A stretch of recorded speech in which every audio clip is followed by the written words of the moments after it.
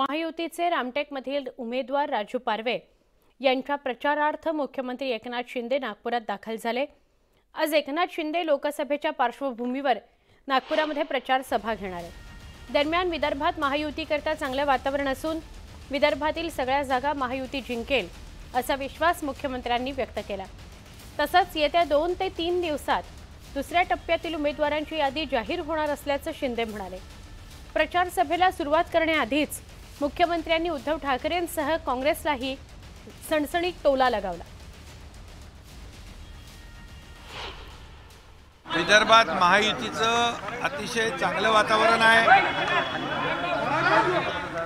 मी रामटेकचा उमेदवारी अर्ज भरायला देखील गेलो होतो। गडकरी साहेबांचा उमेदवारी अर्ज भरायला देखील आम्ही गेलो होतो।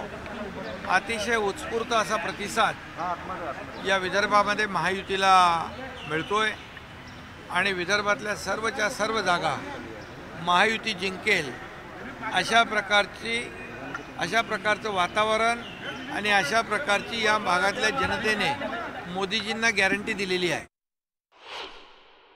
जागा वाटपाचा फॉर्म्युला कधीपर्यंत येणार आहे सर? सेकंड टप्प्याचा आजचा शेवटचा दिवस आहे। आता 2-3 दिवसामध्येच सेकंड टप्प्याचा देखील जो काही उमेदवारीच्या बाबतीमध्ये निर्णय आहे तोही होईल।